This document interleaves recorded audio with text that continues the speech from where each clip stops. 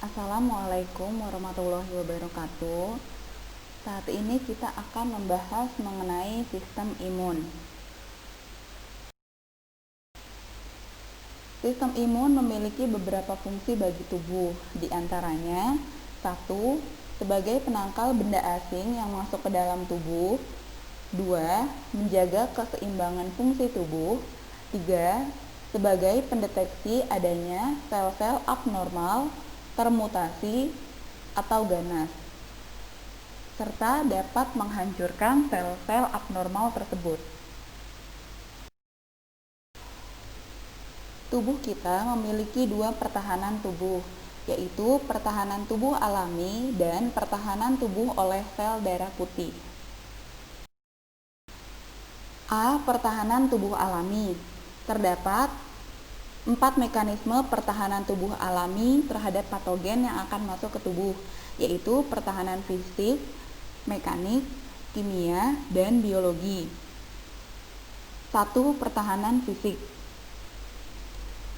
Pertahanan fisik terdapat pada kulit, air mata, sebum atau minyak, dan mukus. Kulit memberikan penghalang fisik bagi masuknya patogen ke dalam tubuh. Lapisan luar sel-sel kulit mati, tersusun atas keratin dan sangat sedikit air, sehingga dapat menghambat pertumbuhan patogen. Kemudian air mata. Air mata dihasilkan oleh kelenjar lakrimal. Air mata dapat mencuci mikroorganisme dan bahan kimia penyebab iritasi mata. Kemudian sebum atau minyak mengandung asam lemak yang memiliki aksi antimikrobial atau antimikroba. Kemudian mukus. Mukus terdapat pada sepanjang saluran pernafasan. Mukus merupakan cairan lendir yang lengket sehingga dapat memerangkap patogen yang berasal dari udara.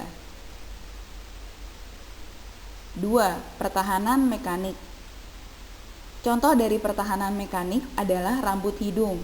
Rambut hidung berfungsi sebagai filter udara yang melewati saluran hidung. Bakteri dan partikel lain akan terperangkap pada rambut-rambut hidung sehingga tidak masuk ke dalam saluran pernafasan. Kemudian pertahanan kimia. Beberapa bagian yang mampu menghambat pertumbuhan mikroorganisme mengandung senyawa-senyawa yang mampu menghambat perkembangan mikroorganisme.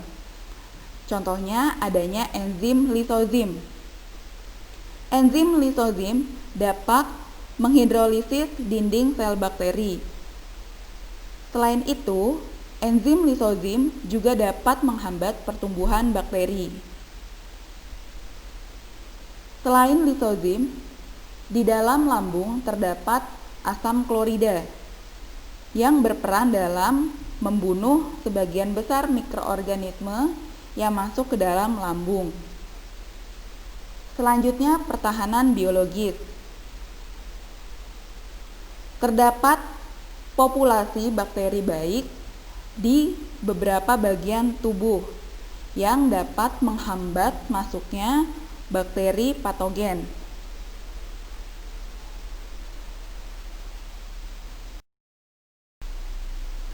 B. Pertahanan tubuh oleh sel darah putih. Sel darah putih berfungsi sebagai pertahanan tubuh terhadap patogen. Terdapat 5 jenis sel darah putih yang semuanya berasal dari pembelahan sel-sel stem yang terdapat pada sumsum tulang. Sel darah putih tersebut adalah neutrofil, eosinofil, basofil, monosit, dan limfosit. Kelima jenis sel darah putih dapat kalian lihat pada gambar berikut. Neutrofil. Neutrofil memiliki ciri bernukleus dan merupakan sel darah putih terbesar. Neutrofil memiliki fungsi fagosit, yaitu menelan mikroorganisme dan sel-sel yang mati. Kedua, eosinofil memiliki peranan dalam reaksi alergi. Basofil dapat melepaskan senyawa kimia seperti histamin yang menyebabkan reaksi inflamasi atau pembengkakan. Kemudian monosit merupakan sel berukuran besar dengan nukleus yang berbentuk seperti ginjal. Monosit akan berkembang menjadi makrofag yang memiliki fungsi fagosit. Kemudian limfosit berukuran kecil dengan nukleus yang besar dan bulat. Limfosit terdiri dari dua jenis sel, yang keduanya memiliki peran penting dalam sistem imun, yaitu limfosit B dan limfosit T. Limfosit B berperan dalam antibody mediated immunity atau imunitas yang diperantarai antibodi. Sementara limfosit T berperan dalam cell mediated immunity atau imunitas yang diperantarai sel.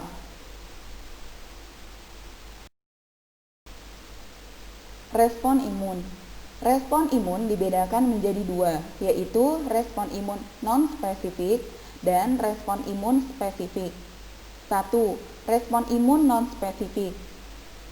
Ketika tubuh terluka, tubuh akan menghasilkan respon imun non-spesifik. Dinamakan respon imun non-spesifik karena respon yang timbul terhadap jaringan tubuh yang rusak atau terluka, bukan terhadap penyebab kerusakan itu. Misalnya, bukan oleh virus tertentu atau bakteri tertentu. Respon imun non-spesifik contohnya berupa inflamasi atau pembengkakan dan fagositosis. Inflamasi atau pembengkakan merupakan reaksi cepat terhadap kerusakan jaringan. Pada umumnya, inflamasi memiliki tanda-tanda seperti berikut. 1. Timbul warna kemerahan. Hal tersebut disebabkan oleh pembuluh darah yang membesar. Pembuluh darah yang membesar meningkatkan aliran darah ke area jaringan yang rusak. 2. Timbul panas yang disebabkan oleh aliran darah yang lebih cepat. 3. Terjadinya pembengkakan. Aliran darah yang meningkat menyebabkan makin banyak cairan yang masuk ke dalam jaringan yang rusak. 4. Timbul rasa sakit. Jaringan yang membengkak akan menekan reseptor saraf yang ada pada jaringan tersebut, sehingga menimbulkan rasa sakit. Inflamasi sangat berguna bagi tubuh, sebab reaksi tersebut mencegah penyebaran infeksi ke jaringan lain dan mempercepat proses penyembuhan. Kemudian fagositosis. Fagositosis dilakukan oleh sel darah putih jenis neutrofil dan monosit.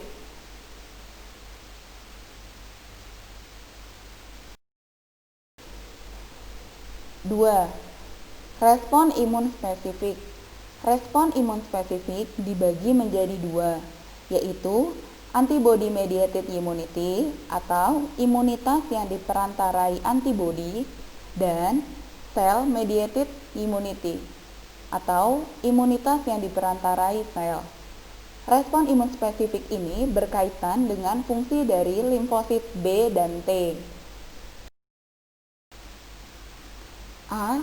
Antibody mediated immunity atau imunitas yang diperantarai antibodi. Respon imun yang diperantarai antibodi tidak melibatkan sel, melainkan hanya senyawa kimia yang disebut antibodi. Antibodi dihasilkan oleh sel limfosit B dan teraktivasi bila mengenali antigen yang terdapat pada permukaan sel patogen dan dengan bantuan sel limfosit T. Sehingga dapat dipahami bahwa imunitas yang diperantarai antibodi berkaitan dengan sel limfosit B. Terdapat 3 jenis sel limfosit B, yaitu sel B plasma, sel B memori, dan sel B pembelah. Sel B plasma. Sel B plasma mensekresikan antibodi ke sistem sirkulasi tubuh. Sel B plasma yang aktif dapat hidup selama 4-5 hari. Sel B memori. Sel B memori hidup dalam waktu yang lama dalam darah. Sel tersebut tidak memproduksi antibodi, tetapi diprogram untuk mengingat suatu antigen yang spesifik dan akan merespon apabila antigen tersebut masuk kembali ke dalam tubuh. Terakhir, sel B pembelah berfungsi untuk menghasilkan lebih banyak lagi sel-sel limfosit B. B. Cell mediated immunity atau imunitas yang diperantarai sel. Berbeda dengan yang sebelumnya, cell mediated immunity adalah sel darah putih yang langsung menyerang sel yang terinfeksi tanpa melalui bantuan atau perantara. Sel yang menyerang ini adalah sel limfosit T. Jadi, yang berperan pada imunitas yang diperantarai sel adalah sel limfosit T. Sel limfosit T akan menyerang langsung sel-sel tubuh yang terinfeksi. Sel limfosit T dibagi menjadi 3, yaitu sel T pembantu atau helper T cell, sel T pembunuh atau killer T cell, dan sel T suppressor atau suppressor T cell. Sel T pembantu berperan untuk membantu dan mengontrol komponen respon imun spesifik lainnya. Sel T pembantu membantu untuk menstimulasi sel B untuk membelah dan memproduksi antibodi. Selain itu, sel T pembantu juga mengaktifasi makrofag untuk memfagosit patogen dan sisa sel-sel yang rusak. Kemudian, sel T pembunuh. Dikatakan sel T pembunuh karena sel T pembunuh merupakan sel yang menyerang sel tubuh yang terinfeksi. Sel yang terinfeksi akan kehilangan sitoplasma. Jika sel kehilangan sitoplasma, maka sel tersebut akan mati. Terakhir, sel T suppressor berfungsi untuk menurunkan dan menghentikan respon imun. Mekanisme penurunan dan penghentian respon imun sangat penting. Sebab, jika tubuh terus-menerus memproduksi antibodi dan menstimulasi sel B dan sel T untuk terus membelah, maka imun tersebut akan merusak jaringan tubuh sendiri atau jaringan tubuh yang tidak terinfeksi. Kelima jenis sel darah putih dapat kalian lihat pada gambar berikut. Neutrofil. Neutrofil memiliki ciri bernukleus dan merupakan sel darah putih terbesar.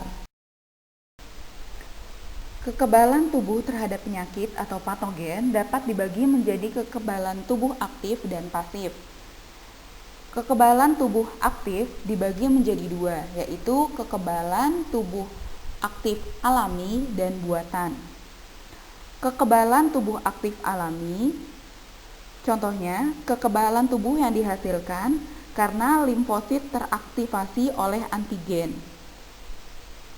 Contohnya ada penyakit yang masuk atau patogen yang masuk ke dalam tubuh, maka limfosit akan teraktivasi karena adanya antigen dari patogen yang masuk tadi.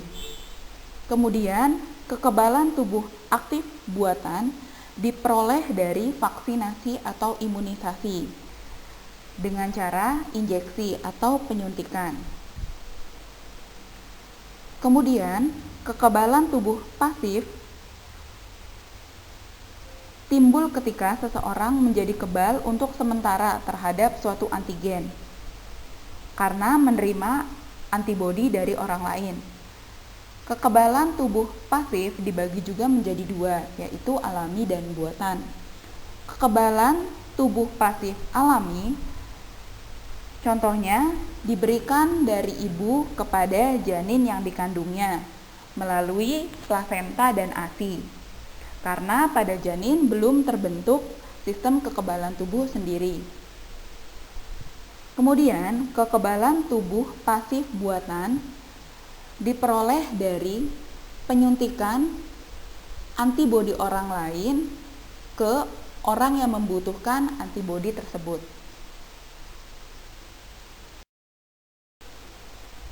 Selanjutnya, vaksinasi atau imunisasi.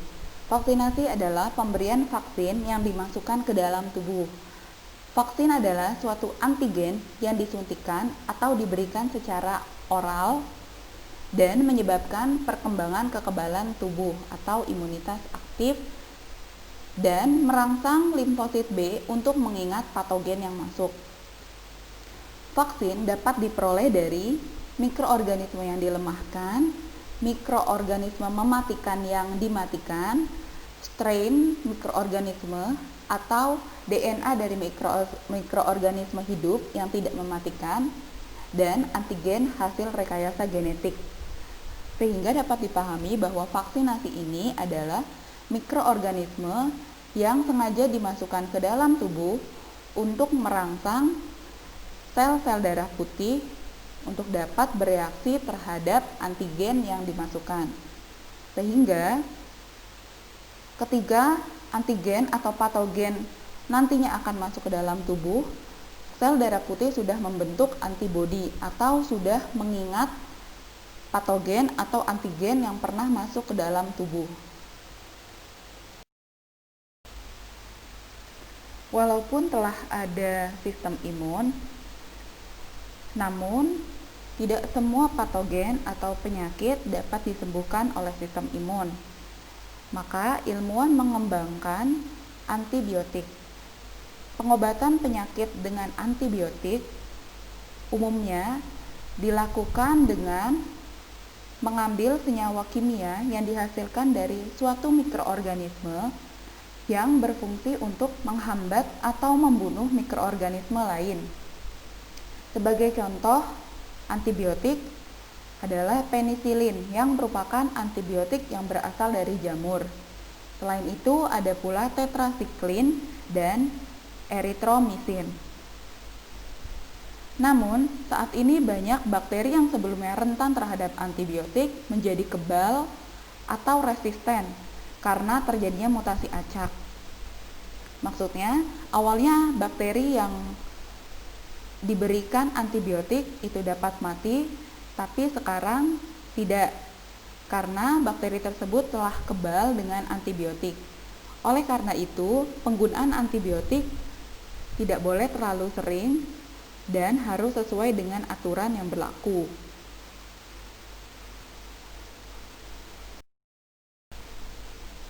Demikian materi mengenai sistem imun. Atas perhatiannya, terima kasih.